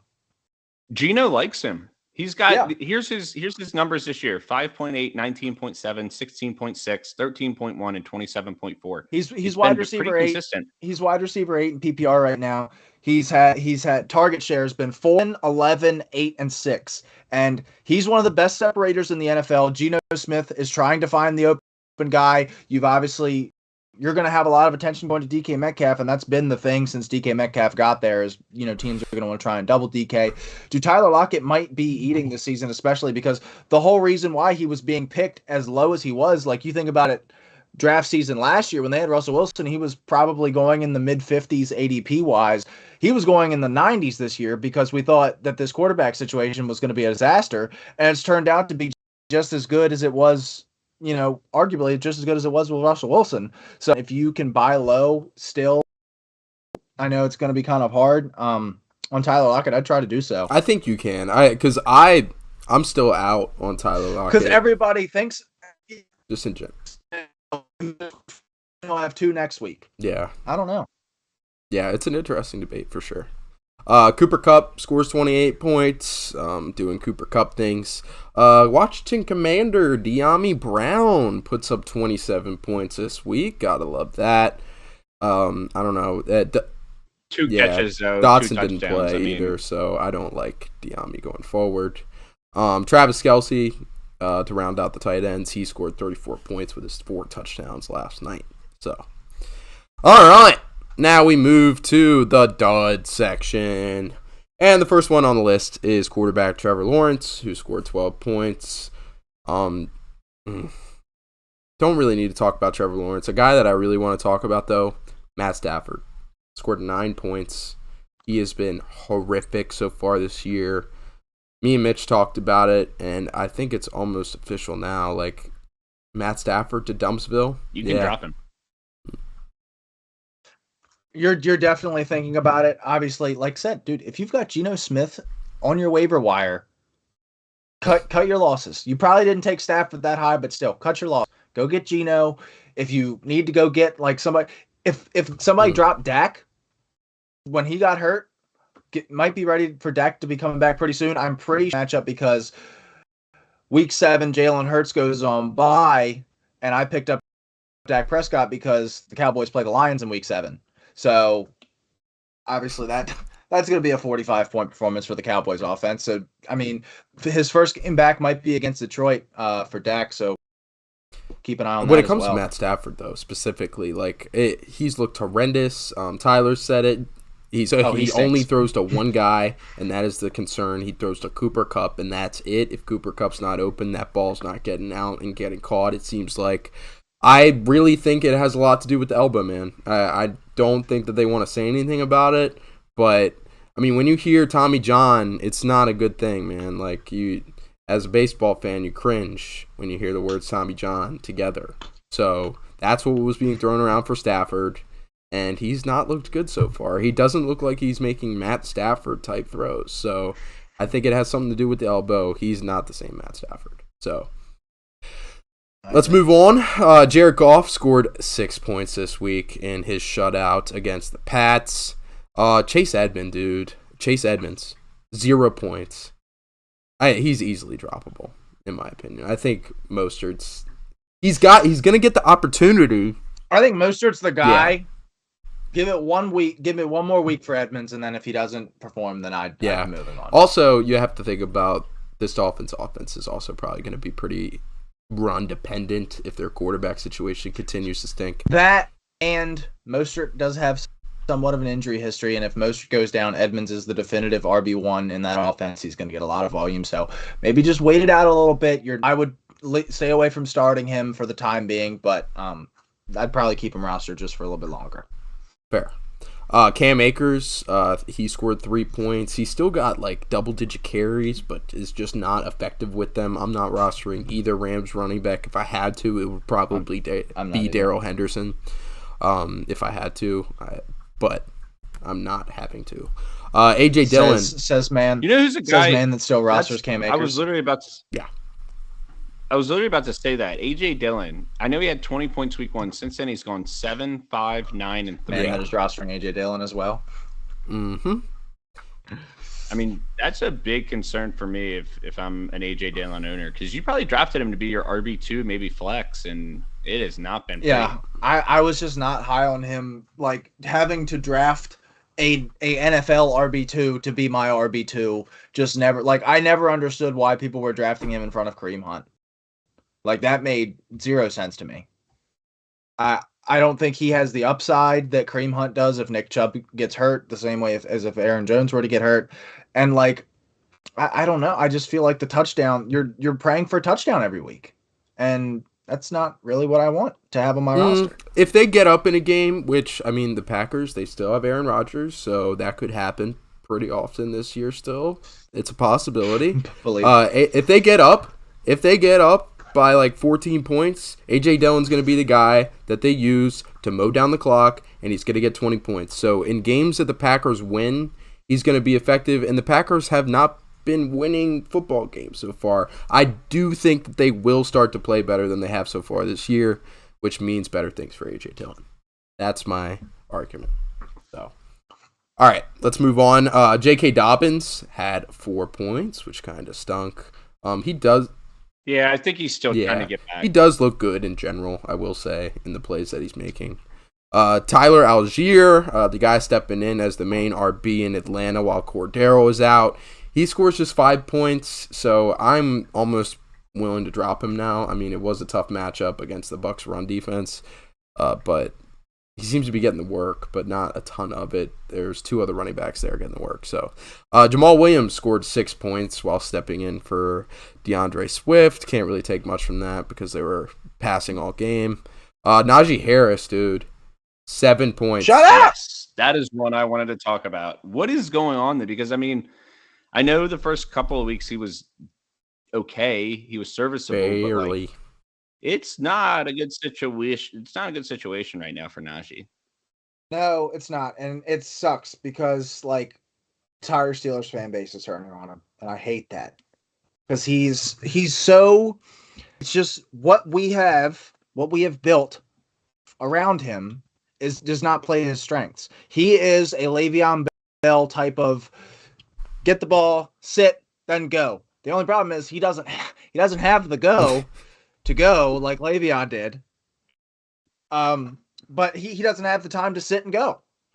But if he sits, he's getting hit.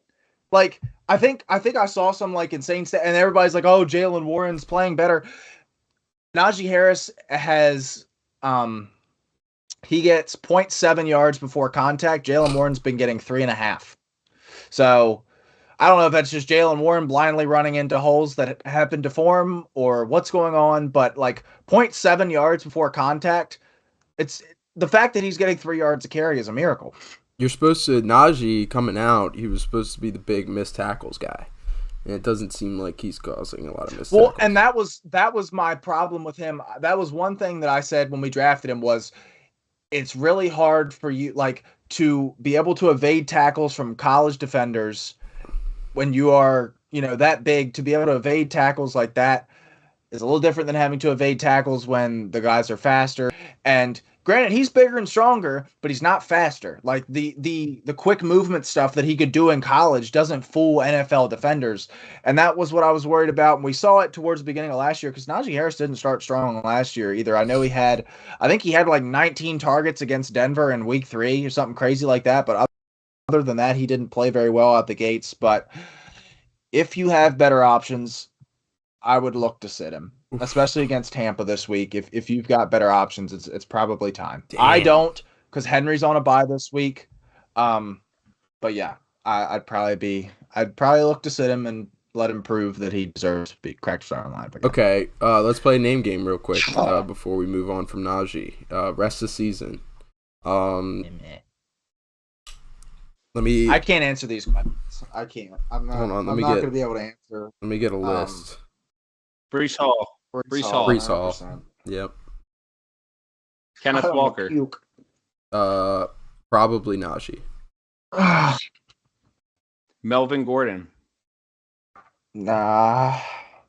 Najee. God damn it. Tony Pollard. Tony Pollard. Oh my God. Tony Pollard. Miles Sanders. Miles Sanders. Clyde Edwards-Helaire, definitely after last night. Even though he only finished with 3 points. I know. He actually only had like 3 points, but he looked pretty good. James Robinson. Najee. What? No, ETN. Like it's officially a 50-50 split. James Robinson has had like 4 points over the last 2 weeks. Okay. He should be in your duds section here, pal. I was hoping he was like the last name before Najee jumped to Najee. I was like, damn it! I thought James Robinson would be next. I was hoping that James Robinson would be the cutoff. I took James Robinson off of there just because like we have seen a couple of dud weeks for whatchamacallit, but hold on. Okay. Here we go. Okay. David Montgomery or Najee? Monty. I agree. Aaron Jones or Najee. Yeah, Aaron Jones. For sure. How about a guy like Jeff Wilson Jr.? Najee, because Probably Mitchell's going Najee. to come back over the next couple weeks. That's fair. Zeke. Yeah, I think I like Najee Probably too. Najee. All right, yeah, it's pretty close. It's pretty it. close. I mean, obviously, Najee has fallen from grace from where he started at the beginning of the season. But let's move on to the wide receiver duds category. And I start with Christian Kirk, who scored 2 points. Not a lot to take away from that just because Trevor Lawrence didn't play well either. I still have faith in Christian Kirk going forward. He also had the Stingley matchup. Back-to-back weeks, though, of a dud. Yeah. He was matched up against Stingley, I assume, which is a tough matchup. I mean, he's a rookie. But Jalen Waddle, next guy on the list, he scored 5 points. In back-to-back Yes. weeks, time to kind of hit the panic button Yes, on Jalen Waddle with uncertainty at quarterback. that's why I had my hand out. Are we just skipping over? Are we just going to skip over Allen Robinson? Yes, because he should have already been Allen off your team. Robinson's, You should have already. I saw that. I was about to say, I saw that he put up a dud. Is A-Rob a dumpster? Yes, he should be already off your team. I'm not going to mention him. He should not be a fantasy football asset. So I didn't even do him the respect of putting him on the list. And I'm sorry. While we are talking about the draft part of it, they're paying him $40 million over the next 3 years to get 3 targets a game. Terrible. But it was always the quarterback for Allen Robinson that was the problem, right? Yeah, dude. Dog. Yes, it was. This Rams offense, I think, is the problem. And I know last year happened, but every year before that, Allen Robinson has been relatively productive, and that's why it always was. What if he had a good quarterback? Could he be like this, like a wide receiver one, like maybe even the wide receiver? This is the best quarterback he's had. I know. We have been talking a lot about Stafford, though. These numbers up. Cooper Kupp is still putting up crazy numbers. Yeah. He was putting up he was finishing with Trubisky. So it's different circumstances, and it seems as if he's a completely different player from what he literally. Yeah, literally.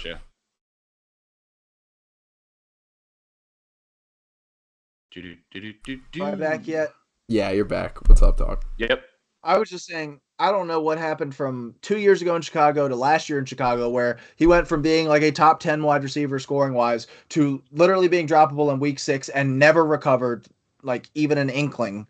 And then now we just picked right. I don't know if it's a mental thing. I don't know if he's struggling with an injury. Got to be mental. I don't know I know Stafford's a racist, but tell us something that we don't already know, Jaden. Jeez. Yeah.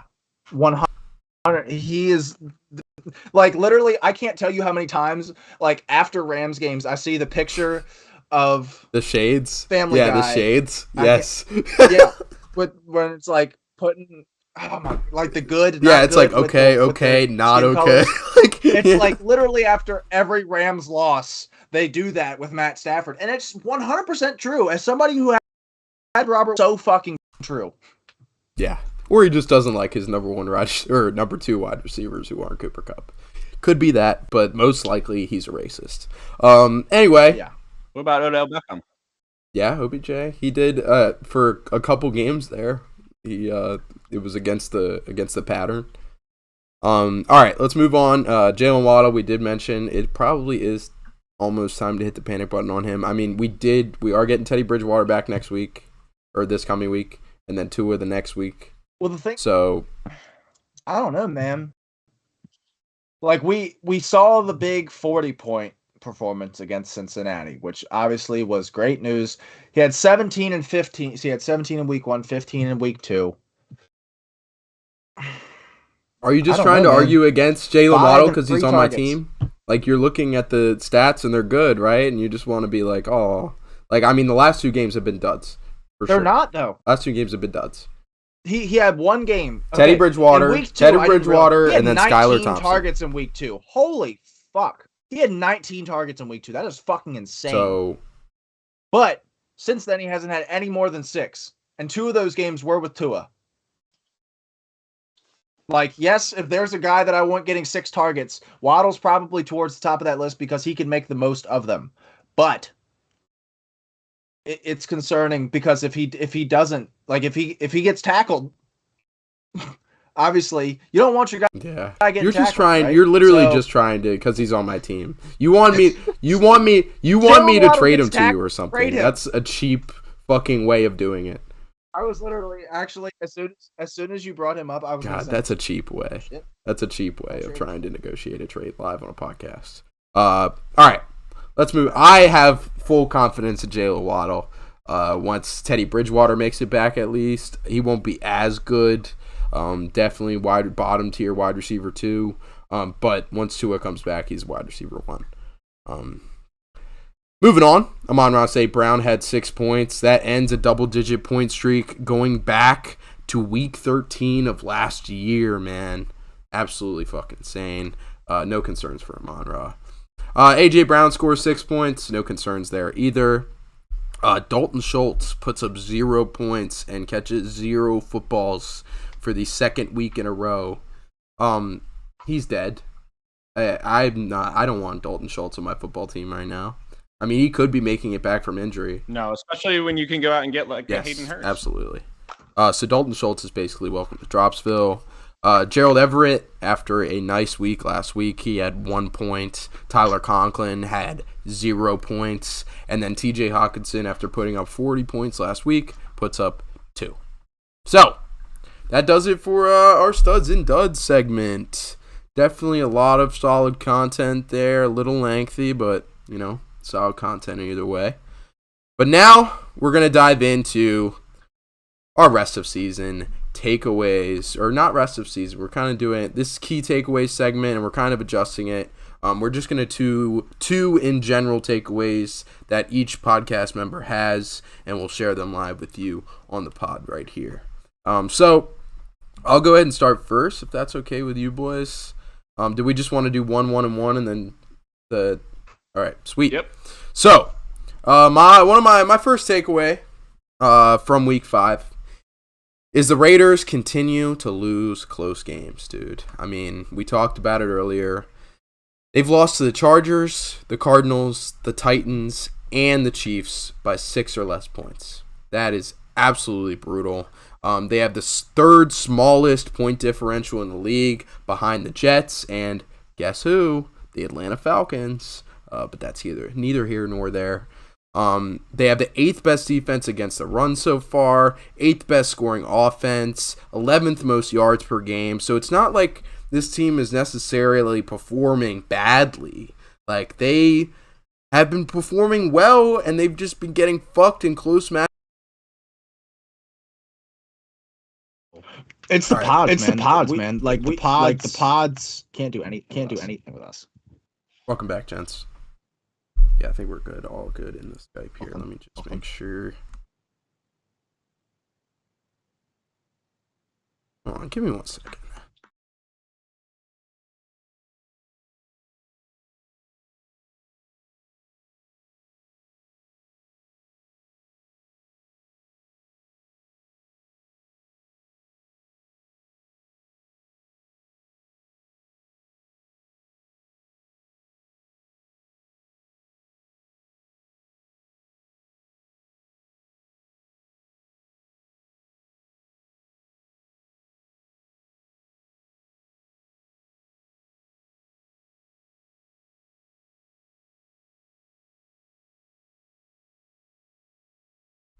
All right, sorry about that, boys. Welcome back. Yeah, we're trying to get back to some playoff baseball right now because there is happening right now, and Jaden's Dodgers are playing. But yeah, I'll try to finish this up as quickly as possible. I was talking about the Raiders. Their season is not over yet. They've lost a lot of close games, but their upcoming schedule is pretty easy. I mean, they've had a tough run of it, but they played the Texans at home next week. Then they play at the Saints, which, I mean, that should be a pretty easy matchup because it's the Raiders. Then they play at the Jags, the Colts at home, at Denver, and then at Seattle. So that's by no means a super murderer's row of a schedule right there for the next 6 weeks. So I like the Raiders going forward. I'm not ready to call their season quits just yet. Tyler, what you got, man? So my big takeaway from this week is that the NFC East may be the best division in football. The Giants just beat the king of the North and the Packers. The Eagles are undefeated on the road, undefeated in football, and they're 3-0 on the road.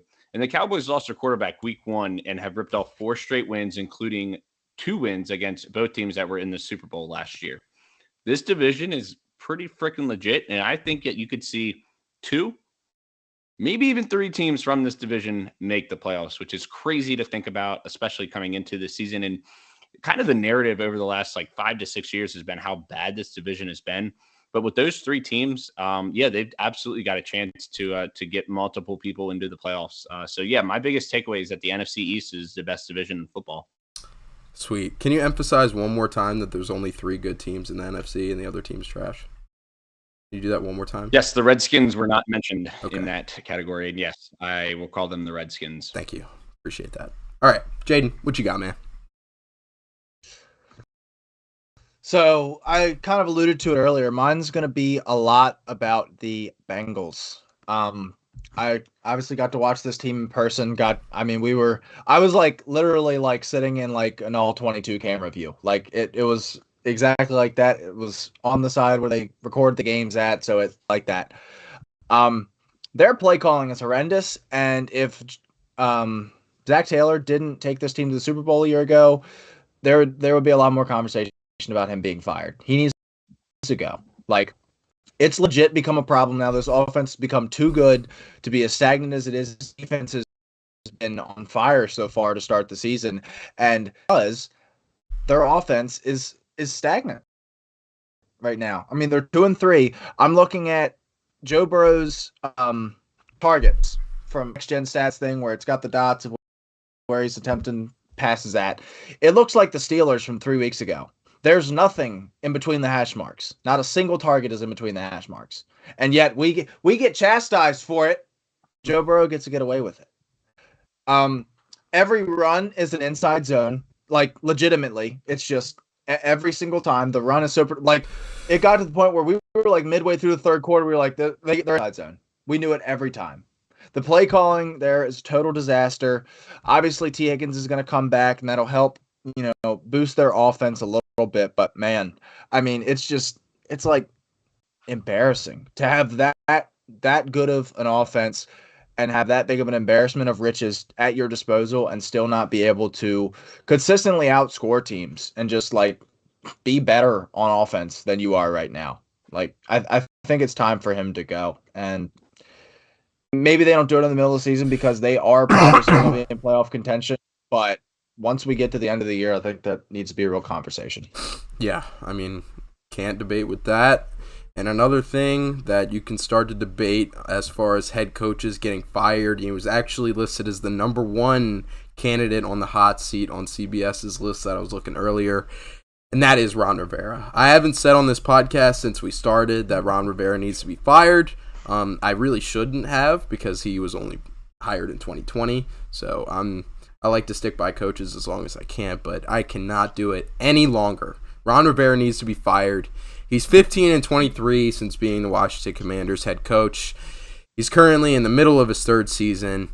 He's 0-1 in the playoffs, that fluky year that we made the playoffs and we almost beat Tom Brady when our defense was actually playing well. But that was his first year coaching. He didn't really have time to implement his whole system, and that defense pretty much led him to a playoff appearance in which he lost.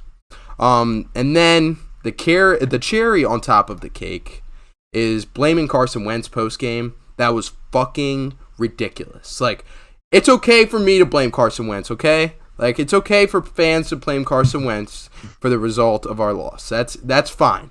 I don't want to ever hear our head coach say it, man. Before this season started, and I talked a lot about it this offseason, Rivera kept saying the same shit about Carson Wentz. What are you going to do differently to make Carson Wentz effective in Washington. And basically his go-to answer every time was, oh, he needs confidence. We're going to be the first team to give him the level of confidence that he deserves. He's a Pro Bowl quarterback. Like, we're going to give him the confidence, and that's a huge thing. This is his team. It's not going to be taken away from him. Like, all that. And I love that. That's what Carson needs. That's exactly what Carson needs, and he hasn't had in his entire career. And as soon as he's starting to hit a little bit of pitfalls, man, like, I mean, a little bit of pitfalls is a stretch, but we're 1-4, and you're already saying, when asked why the Commanders aren't keeping up in the division with those other 3 teams that Tyler was talking about, he gave him one word answer, and that was quarterback. And so my thing with the interview was, if he didn't answer it in a one-word answer, it would have been fine, because all the reasoning that he gave was right. Like, the fact that even Cooper Rush has been in their system for a year or two now, that all is correct. And I think it's not completely unfair for him to say that. But the fact that he said quarterback and then kept going, I would have been perfectly fine if he just said, we don't have the chemistry yet with Carson Wentz and the rest of this offense. Yes. That the other teams in our division do. If he ain't, it would be a non-story. And you know what else it would be a non-story is? If the Commanders' defense wasn't allowing 25 points per game. Yes. Seasons when Ron Rivera is a defensive head coach. Yes, like maybe exactly what I was about to say. It would be a little bit more heard, and he would be a little bit more righteous in saying it. But when their defense isn't doing what it's supposed to do, when you're the Commanders, and that's been your identity at least for the last couple years, it's kind of hard to go and point the finger at the quarterback when maybe you should be the finger at yourself. Exactly. I will say he did come out today and he said, I told the guys that I should know better. Shit, I had a bad day. That was his response. Yeah, which, I hey, saw you know it. what? I saw it. At least you can hold yourself accountable and say, yeah, I fucked up. He fined Del Rio over the summer for, like, saying some political bullshit. Like, you should be fining yourself for saying that about your fucking quarterback. That's ridiculous. Alex Smith said it perfect on Monday Night Football. He's defensive coach. You mentioned it already, Jaden. He led the Panthers to a Super Bowl with that defense, and the Commanders' defense is 6th worst in scoring right now. Ron Rivera needs to be fired. It's over. Also, I didn't mention this. He failed to develop Haskins. Haskins should have been a home run quarterback, in my opinion. Like, he should have been a home run. R.I.P. Yeah, rest in peace, of course. Should have been a home run quarterback. We drafted him in the first round. He barely even tried to develop him. He even put him in the game just to show everybody how bad he was. Like, what kind of fucking guy does that? Like, I don't know. He had no attempts to develop Haskins. He obviously has no intention to develop Carson Wentz. So, out with Ron Rivera. Bring in somebody with the new quarterback that we draft this offseason. Tyler? I'm gonna go last. Hold on. I'm gonna go last. I'm gonna let Jaden go. Okay. Kane, you did just say with the new quarterback we draft this offseason. So we're 5 games into the Wentz experiment and you're done. I mean, how it is, I'm just basing it off the sample size I got, bros. If we take 1-4, take it out, stretch it out over the rest of the year, that's a top 5 draft pick. Yes, it is. And if we are spending that on a franchise quarterback, then I don't know what we're doing. Now, what is going to be your happiness level, and what is going to be the dollar amount that you spend at the Washington team store? If I've been talking to people about this, and this is the last thing I'll say before we move on to Jaden's point. But this sounds terrible. I don't want him to come to Washington because, like I said, yes, you don't want to ruin him. We failed to develop Haskins. Like, we're failing with Wentz now. Like, I don't want Levis to come to Washington. You develop Kirk Cousins. Yeah, I mean, was there really? And you probably. I mean, Kirk was Kirk when he came out of college. Like, I mean, I don't know. Like, there's not really much to develop there. I know he's what, $30 million from Minnesota. Yeah, and also led us to a division championship. But I love Kirk. But anyway, that was not under Ron Rivera. That was under Jay Gruden. So, yeah, Ron Rivera's done. Get him out. Okay, well, mine is going to be about the dude that is like probably the biggest or best story of the season so far. It's Geno Smith, man. Like I cannot get over how well he's playing. Like just in an offense where no one really had any expectations for this team this year. Obviously, people knew that it was going to be a step back or thought a step back for this team this year, and it hasn't been. It feels like they haven't missed a beat on offense. And Also- honestly, you got to start also, thinking. real quick, remember the whole talk about who's going to be the starter? Is it Geno or is it Drew Lock? Yeah, and like now that just seems absolutely silly. Like who would even think about that right now? But now this was obviously a team that we were talking about drafting a quarterback potentially. Obviously, with else is in the conversation. So then you 100% thought that this year maybe in the quarterback market, obviously with Stroud and Young and Levis all at the top. Are you kind of ignoring that right now? Like, do you want to run? Or, I mean, you might as well right now. I'm saying like, okay, next year. He's on a No, I one-year know what deal. you're saying, but I mean, like, I think there's more. I think there's bigger needs for the Seahawks rather than Geno. Yeah, I mean, and especially, I mean, I do think they're probably going to regress a little bit to the point where they'll be picking probably in the top 10-ish. Maybe if they, some things roll the right way, they'll be picking in the top 5. They need pass rush terribly badly, and Will Anderson is at the top of this class. I think that would be a home run Put him for alongside Seattle. Jordan Brooks. Be nasty. Yeah. So my thought, like, do you tag him? Because a tag at the quarterback position right now is like $40 million, or especially because he is 32. He'll be 33 next year. Do you think about maybe trading him? Like, Geno's been great. Don't get me wrong, and I love this, but in 3 years, whenever you figure out what you're gonna be and you get this roster fixed, do you still think Geno's gonna be like, is his value ever gonna be higher than it is right now, especially if he sustains this?